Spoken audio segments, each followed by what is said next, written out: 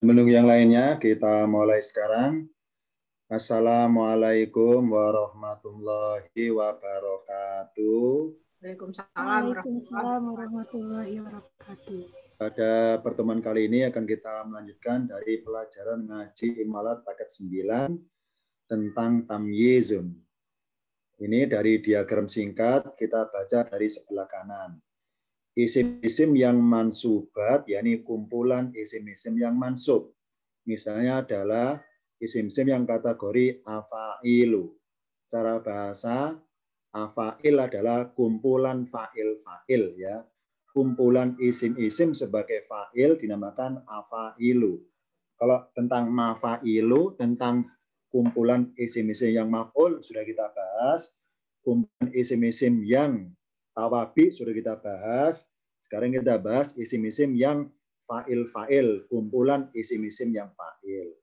Nah, afailu ada 3 macam. Yang pertama ada isim sebagai halun, hal. Yang kedua tamyizun. Yang ketiga mustaghna. Hari ini kita bahas yang tamyiz. Menurut arti bahasa, tamyiz artinya adalah pembedaan. Arti keliru ya.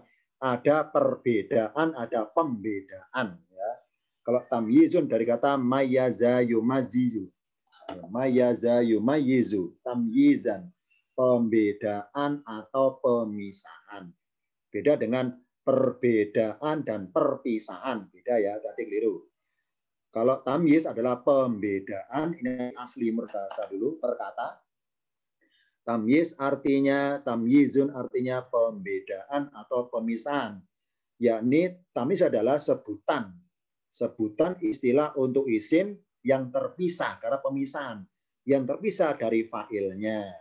Dan bermaksud memperjelas kesamaran dari fa'ilnya.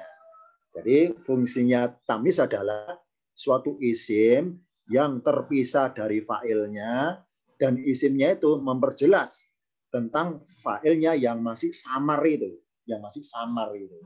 Nih, sekarang kita buka contoh pertama tentang isim yang disebut sebagai tamyizun. Ingat bahwa tamyiz termasuk kelompoknya afail, fa'il. Sedangkan fa'il di sini tapi yang mansubat, ya tadi ya. Kalau kita tahu biasanya fa'il kan marfu'un, ya. Kalau bicara mengenai jumlah fi'liyah, betul fa'il marfu'un. Tapi ketika membahas tentang mansubat, membahas tentang bahwa ada juga isim di Al-Quran yang mansub tapi statusnya memperjelas fa'il. Kita buka contoh yang pertama. Saya ambil dari surat Al-Baqarah ayat 74. Saya baca per kalimatnya. Ini ayatnya tema tentang kondisi hati Bani Israil. Summa kemudian qasat keras atau mengeras. Nah, karena qasat itu fiil, tepatnya fiil madhi ya. Mana pelakunya qasat? Ternyata kulubu. Karena qasat adalah akan tak berarti muannas. Makanya pelakunya qasat berupa kulubun, yakni lafadz isim yang jamak taksir yang tentunya muannas. Karena sebagai fa'ilun makanya doma kulubun, kulubukum. Kemudian mengeras hati kalian min ba'di dalika dari sesudah itu. Maksudnya dari sudah peristiwa penyembelihan sapi betina itu. Fahia maka ia itu apa? Domirun. Bermaksud kembali kepada kulubukum. Karena kulubukum termasuk muannas maka kata ganti ia pakai lafadz hiya. Fahia maka dia, yakni hati kalian, kal hijarati seperti batu-batuan. Au asaddu atau melebihi koswatan kerasnya. Di sini koswatan kenapa tanwin an ya? Kita lihat dalam i'rabnya singkat. Kalau lubu statusnya sebagai fa'ilun. Fa'ilun bagi fi'il qasad. Karena fa'ilun maka marfu'un ya. Fa'ilun marfu'un. Sedangkan koswatan sebagai tamyizun. Apa tamyizun? Memperjelas keadaan pelakunya itu. Karena ingat, lihat lagi mundur sebentar di diagramnya. Sebentar ya. Mari kita lihat sebelah kiri. Halun sama isimnya akhiran tanwin an. Tamyizun sama isimnya akhiran tanwin an. Nah, untuk mengetahui ketika ada isim akhiran tanwin an itu apakah sebagai hal, apakah sebagai tamyiz, itu ada cirinya. Kita buka berikutnya.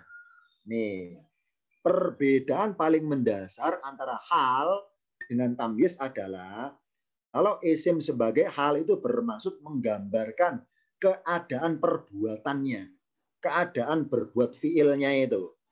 Tapi kalau tamyiz bermaksud menggambarkan keadaan pelakunya. Ya, jadi sama-sama tanwin an, tapi bermaksud arahnya beda.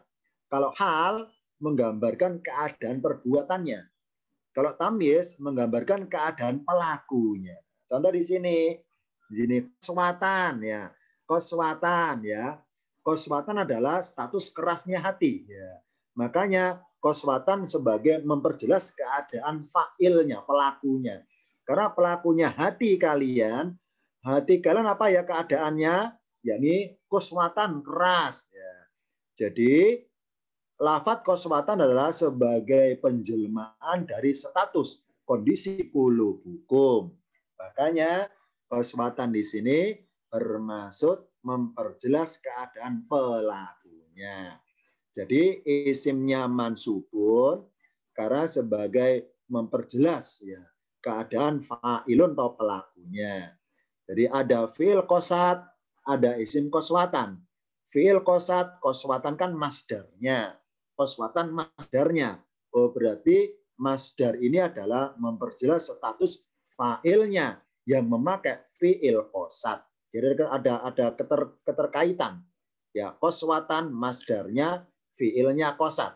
Nah, apa qasad? Mengeras. Apanya mengeras? Hati kalian.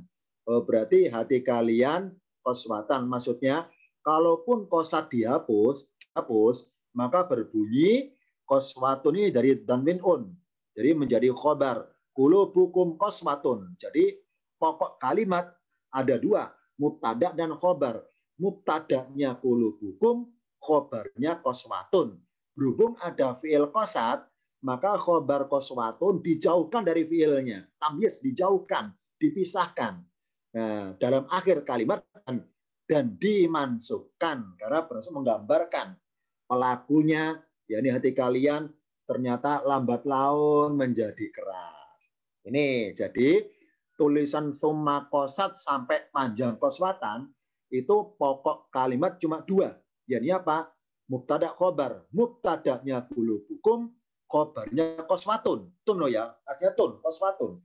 Nah, berhubung ditambahi qasad, ditambahi madalika, ditambahi keterangan yang lainnya, jadi kalau panjang, maka khobarnya berubah menjadi tamyizun. Nih, jadi berubahnya jadi tamyizun gara-gara ditambahi seperangkat fiil, seperangkat keterangan dan sebagainya sampai panjang sekali. Panjang sekali. Ini contohnya. Jadi aslinya qulubukum qaswatun. Qulubukum qaswatun. Kemudian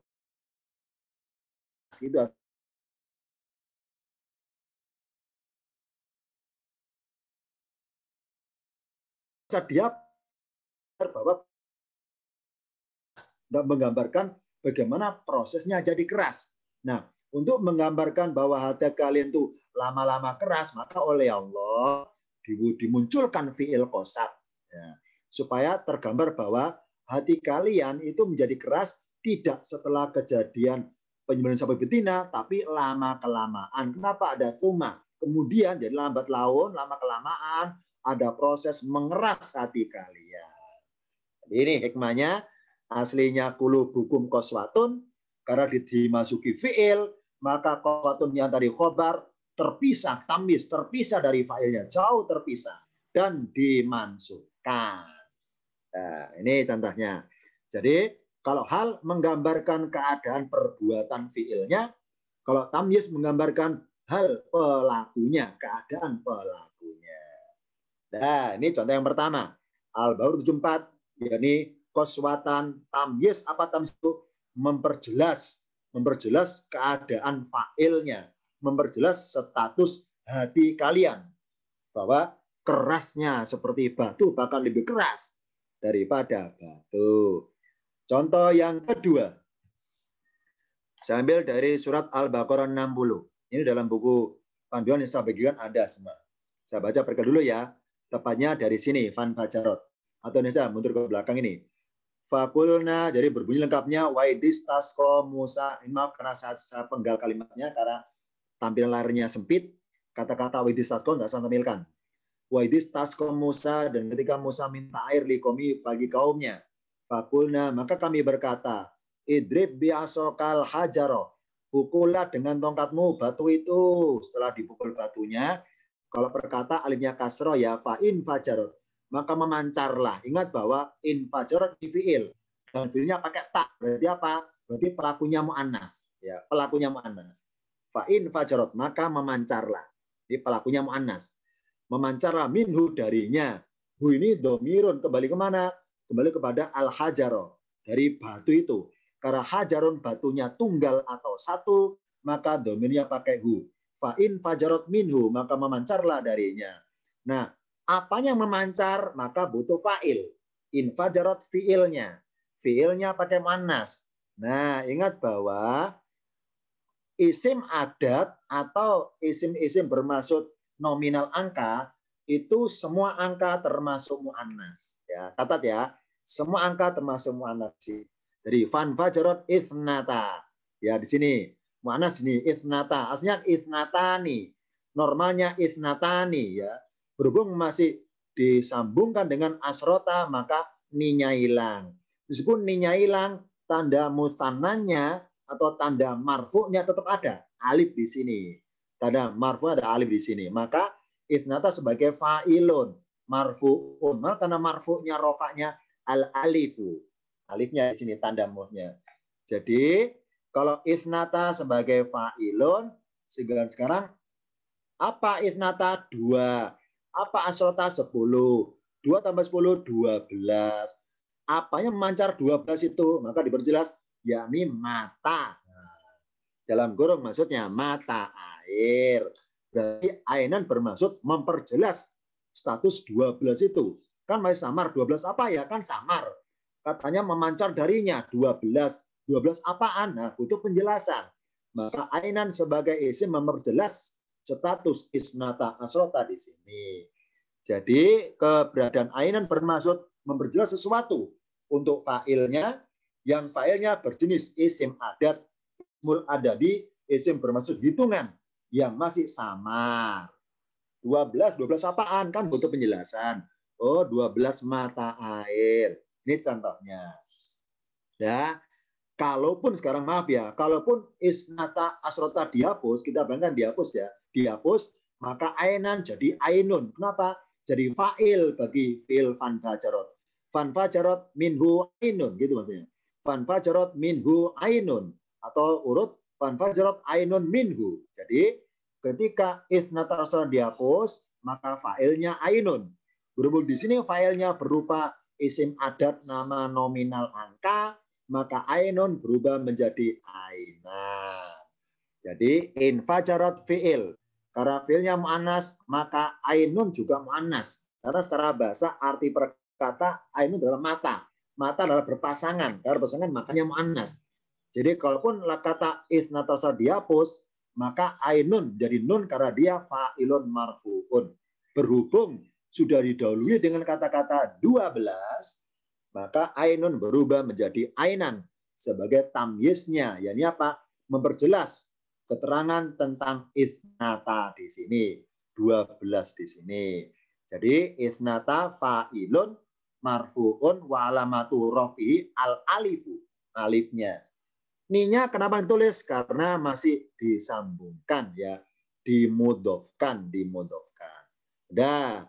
Normalnya asrotu, norm tun ya, bukan asrotu, bukan tun ya, asrotu. Nah, karena dimodofkan maka menjadi asrota, tidak asroti. Dah, karena dia gorumun sore.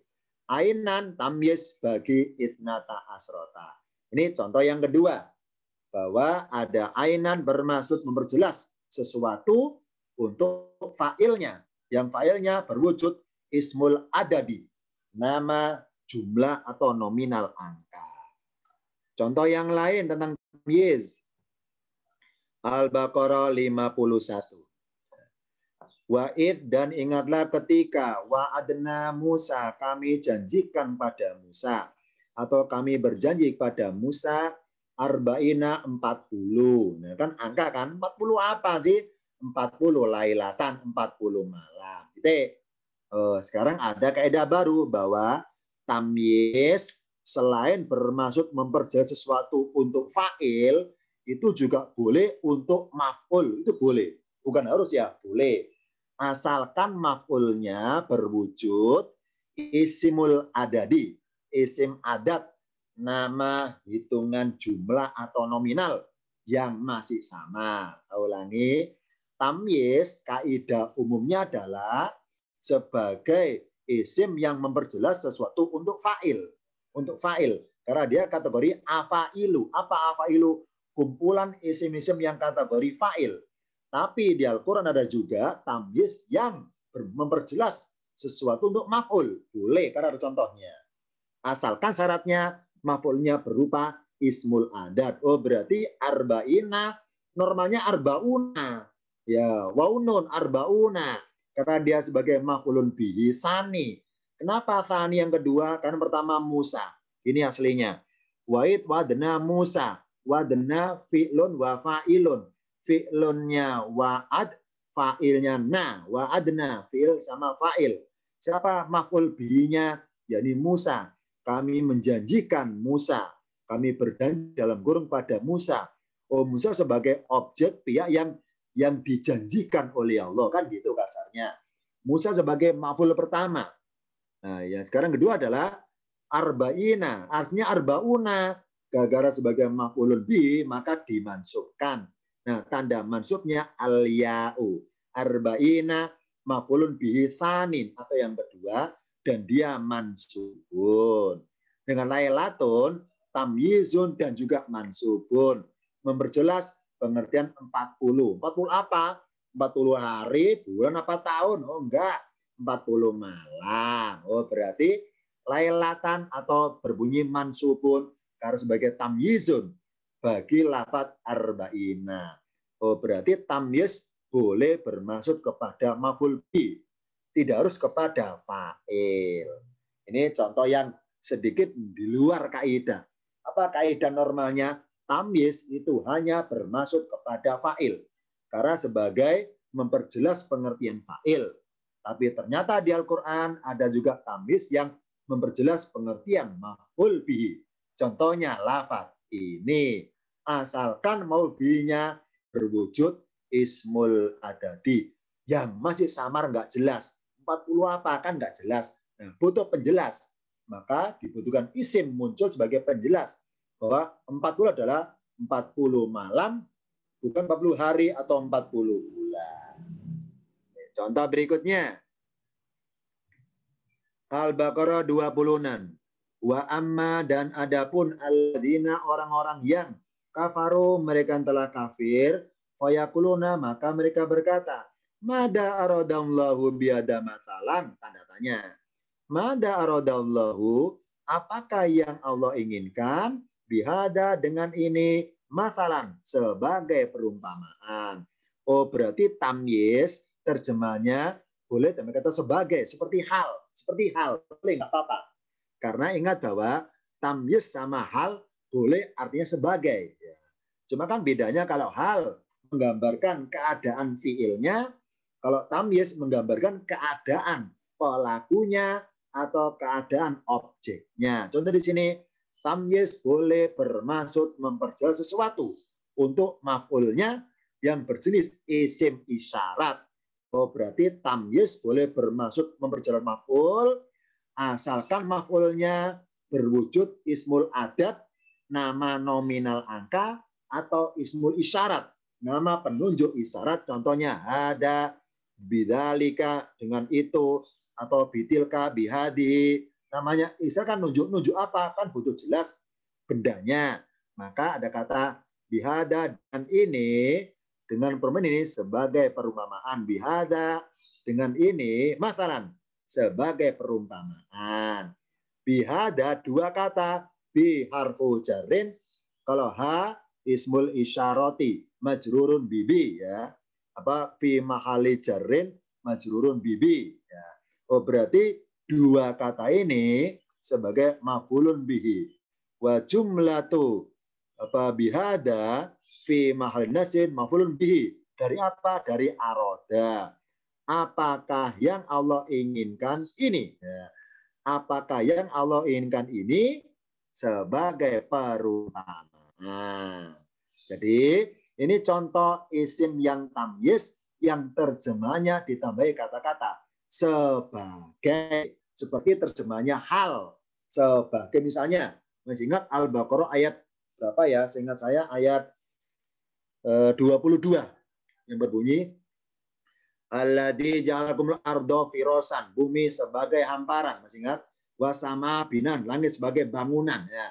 Bumi sebagai hamparan, langit sebagai bangunan, kan hal kan?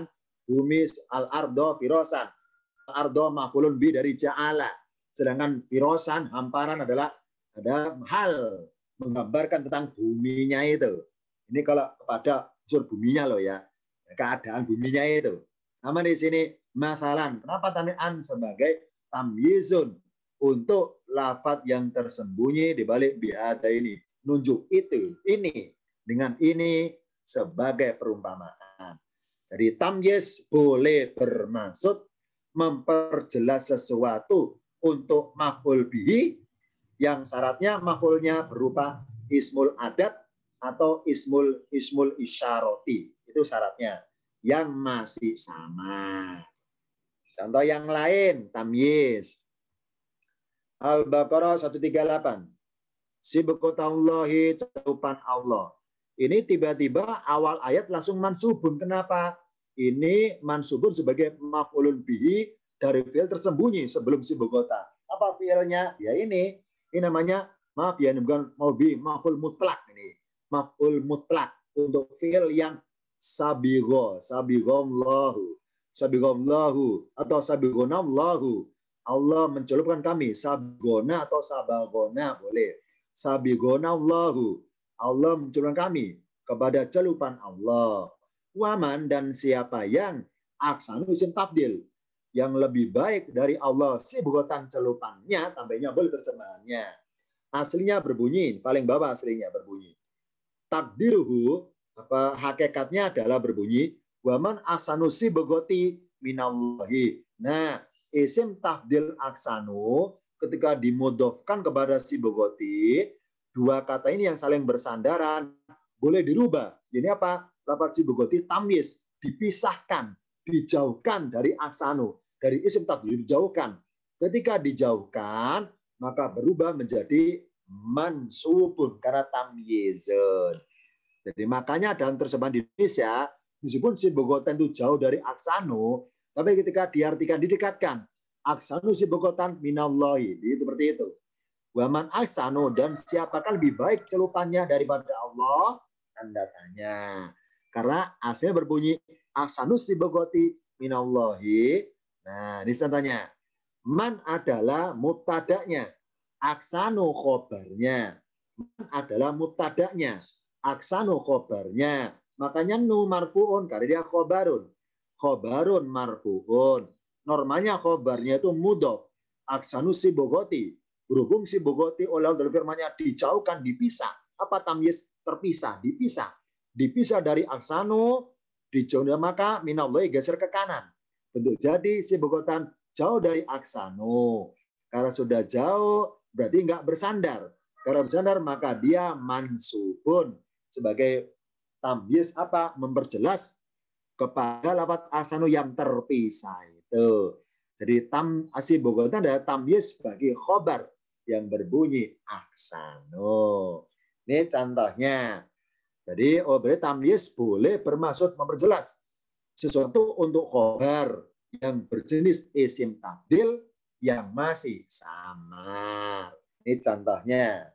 Aksanu minallahi sibghatan. Dan siapakah yang lebih baik dari Allah celupannya, atau loncat mengartikannya aksanu, loncat sibghatan. Ini dari segi arti loh ya, loncat boleh. Waman aksanu sibghatan minallahi. Dan siapakah yang lebih baik celupannya daripada Allah. Boleh seperti itu. Jadi ngartikan urut boleh, ngartikan loncat juga boleh. Yang penting adalah sibghatan sebagai memperjelas tentang kata-kata lebih baik. Lebih baik apa? Lebih baik celupannya maksudnya. Oh, berarti sebutan bermaksud memperjelas pengertian isim tafdil sebelumnya.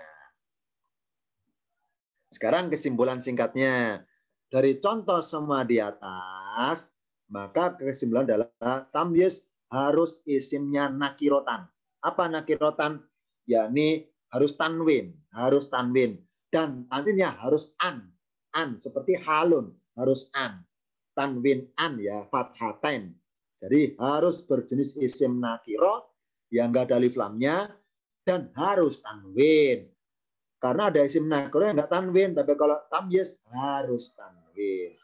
Yang kedua, tamyiz itu bermaksud menjelaskan mana secara global, entah menjelaskan maf'ul bihi-nya atau menjelaskan fa'ilnya secara global yang terkandung dalam kalimat sebelumnya. Yang ketiga, sebenarnya isim-isimnya i'rabnya harus mansubun. Dan yang terakhir, tamyiz tidak boleh dimudhofkan. Kenapa? Namanya tanwin an. Tanwin nggak boleh mudhof, tanwin kok. Kalau boleh mudhofkan nggak tanwin, padahal syaratnya harus tanwin. Jadi karena harus tanwin, otomatis nggak boleh disandarkan, dimudhofkan kepada kata yang lain. Ini kesimpulan singkat tentang tamyizun. Isim bermaksud memperjelas fa'il atau boleh memperjelas untuk maf'ulun bihi. Dari singkat contoh tadi beberapa ayat, silakan ada yang tanyakan tentang tamyiz, silakan. Dari diagram singkat ini dengan berbagai contoh tadi, ada yang tanyakan, silakan. Memang tamyiz keterangan materinya singkat karena sedikit. Yang kita ketahui tentang tamyiz, yang ini apa?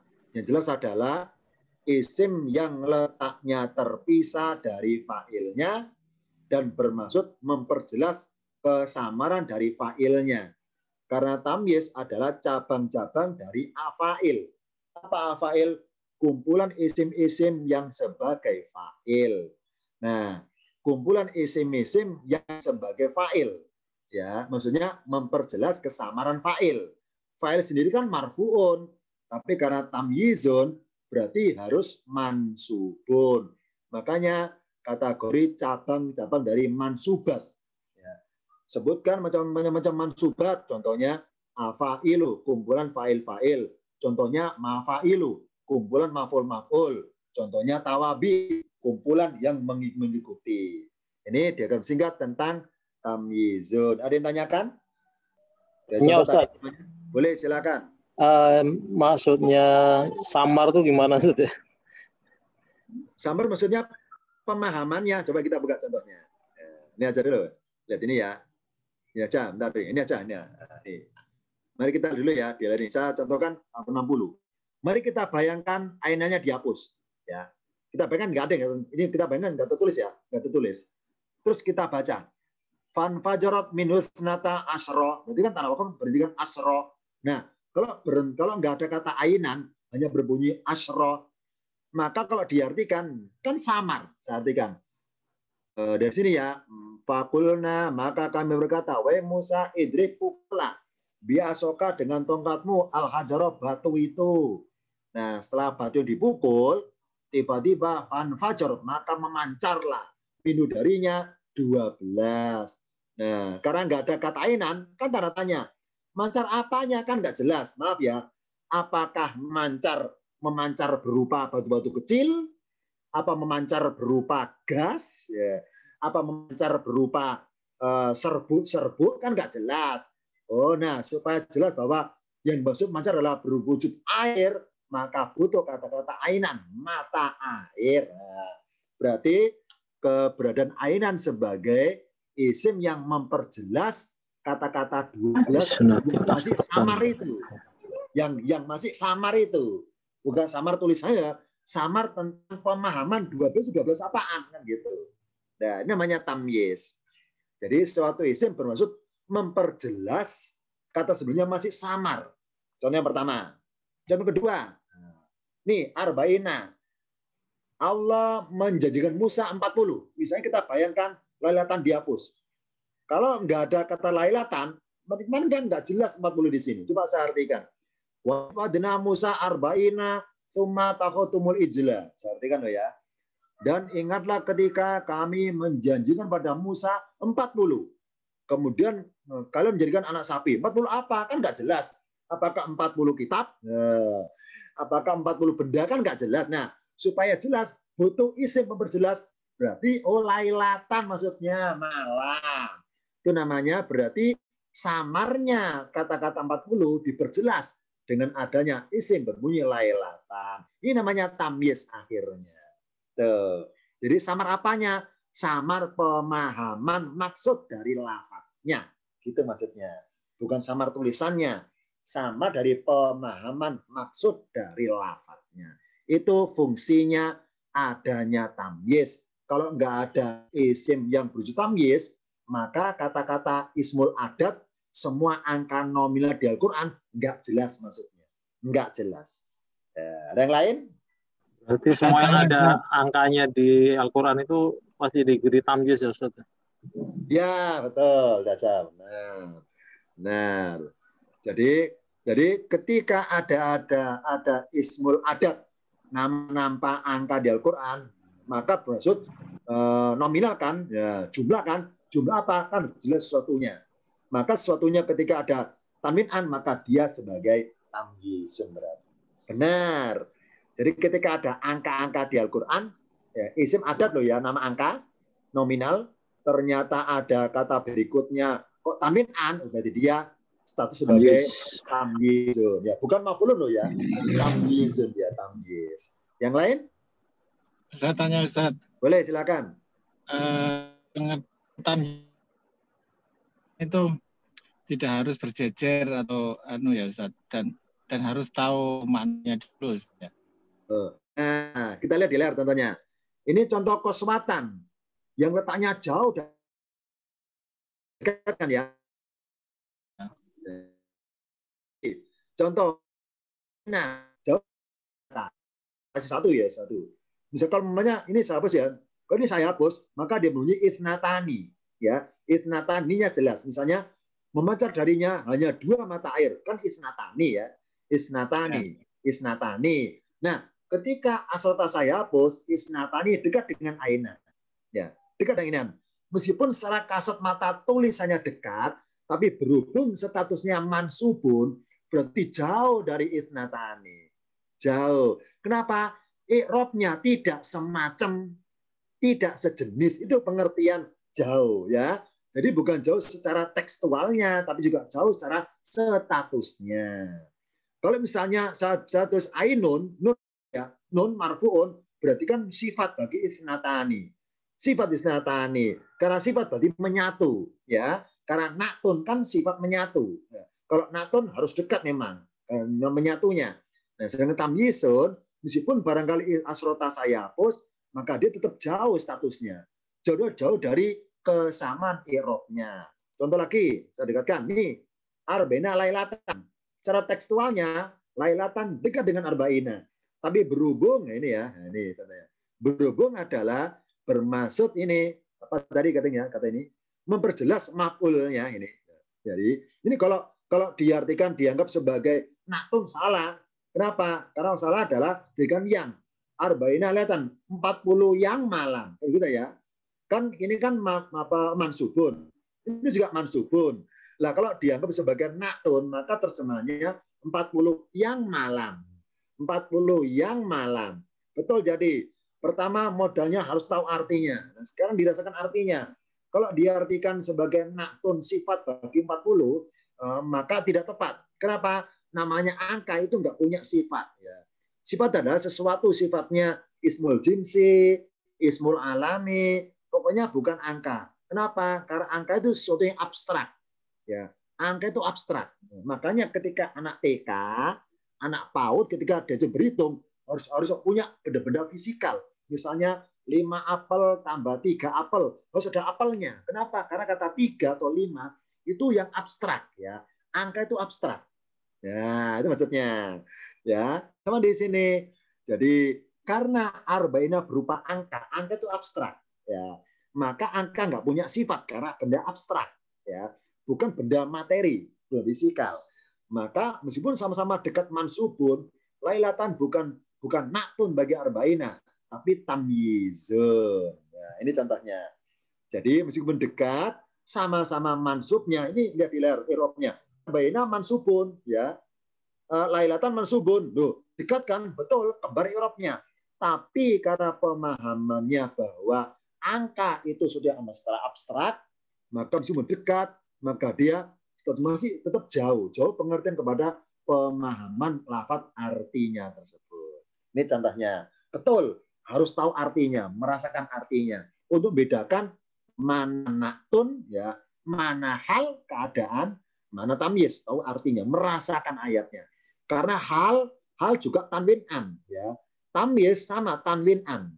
Ini ya, tadi ini untuk merasakannya ini. Jadi karena beda tipis antara halun dengan tamyizun. Kalau hal menggambarkan hal keadaan perbuatan. Di sini ya, wa'id wa'adna Musa, kami janjikan kepada Musa. Kalau menggambarkan perbuatan Allah dalam hal berjanji, maka lailatan adalah sebagai halun. Hal. Tapi kalau bentuk kepada objek yang dijanjikannya, maka lailatan sebagai apa tadi ya, tamyizun. Karena kepada objek yang dijanjikannya. Ini contohnya. Jadi betul, modal pertama harus tahu artinya.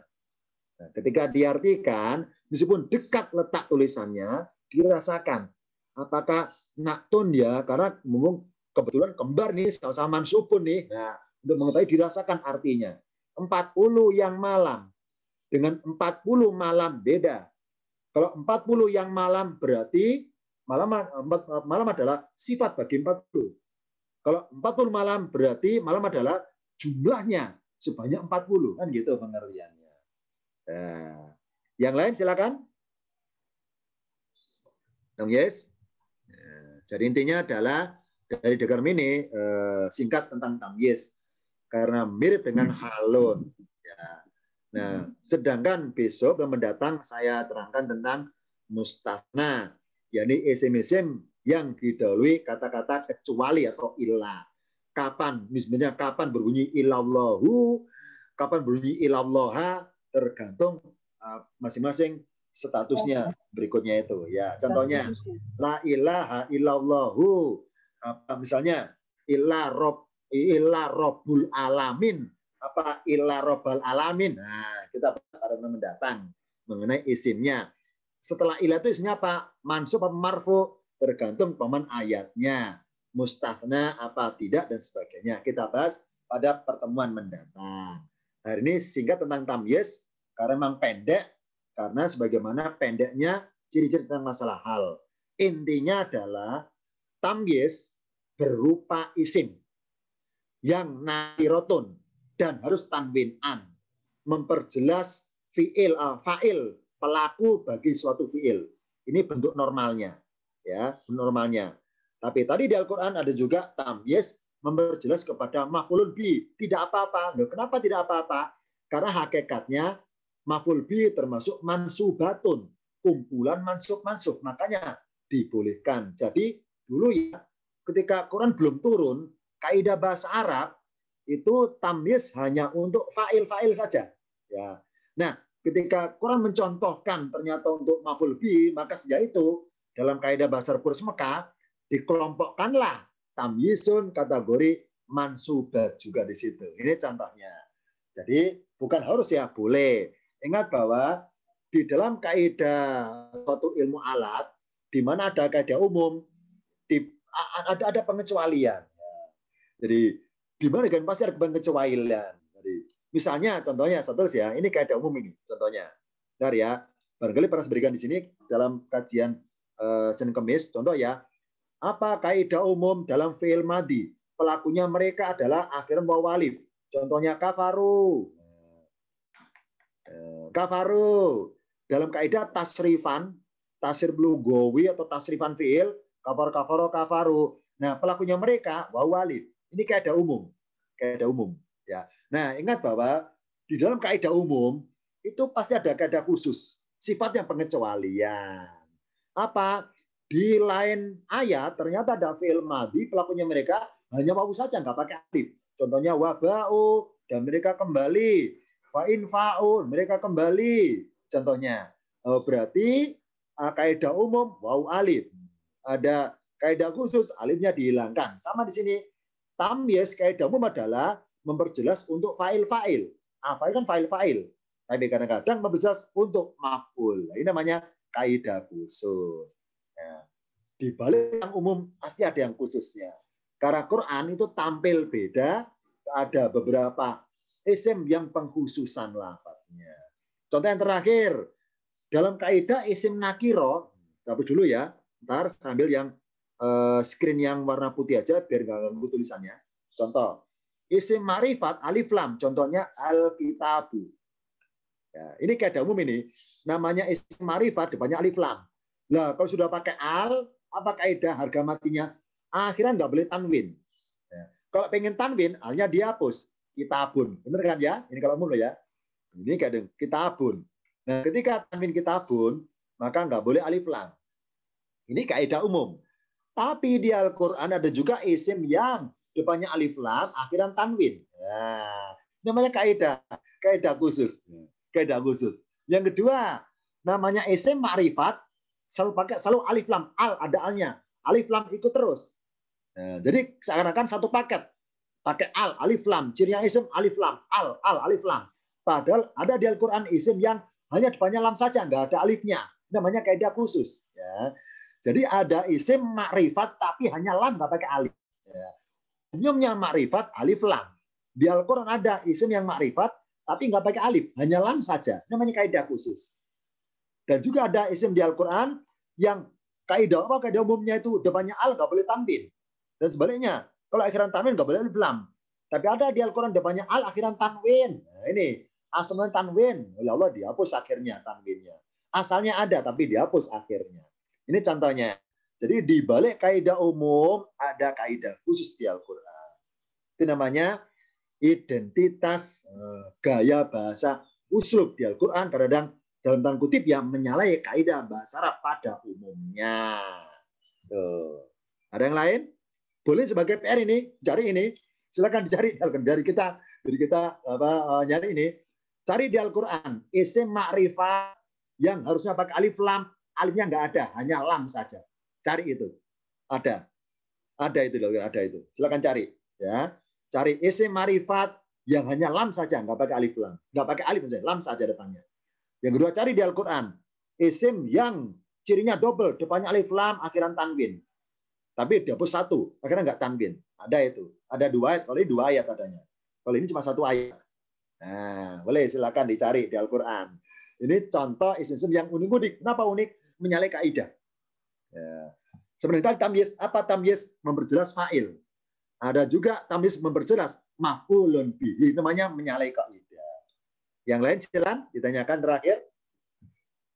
Nah, jadi nanti saya kirimi filenya PDF untuk tentang tamyiz, beserta boleh barangkali mencoba mencari tahu. Dari saya ada dua. Yang pertama mencari isim yang ma'rifat, yang hanya lam saja awalnya, tidak pakai alif. Yang kedua mencari isim yang ganda, punya ciri ganda, depannya alif lam, akhiran tanwin. Nah, ini aneh ini kan isimnya. Depannya alif, akhiran tanwin, gimana bacanya? Nah, silakan rasakan dalam ayatnya nanti. Kalau nemu loh ya. Nah, itu dulu sementara hari ini. Maaf tadi PR-nya spontan ya, karena memperjelas bahwa intinya adalah di dalam kaidah umum pasti ada khususnya. Nah, yang membuat khusus siapa? Quran sendiri. Quran sendiri. Jadi Quran turun di zamannya orang Arab bisa membuat syair, mengolah kata-kata. Nah, Quran tampil beda lafaz intonasi bahasanya. Nah, ini buat penasaran pakar bahasa Quraisy ini. Kenapa seperti itu? Nah, ini contohnya. Salah satu gaya bahasa Quran namanya uslub. Uslub beda. Quran bahasa Arab benar, tapi gaya bahasa yang Quran susun dalam redaksi kalimatnya itu berbeda pada kaidah bahasa Arab pada umumnya. Ini contoh saja. Itu dulu ya, hari ini singkat, materinya maaf nggak banyak, karena tamyiz memang sedikit materinya, tidak detail sekali panjang lebar, hanya minim. Itu dulu, kita akhiri. Wassalamualaikum warahmatullahi wabarakatuh. Waalaikumsalam warahmatullahi wabarakatuh. Terima kasih, Nanti Ustaz. malam temanya tentang lafaz ma. Baik. Kita bahas secara detail. Baik, Ya. Ustaz. Ya. Terima kasih, Ustaz. Ya. Sama-sama. Assalamualaikum. Assalamualaikum. Terima kasih Ustaz.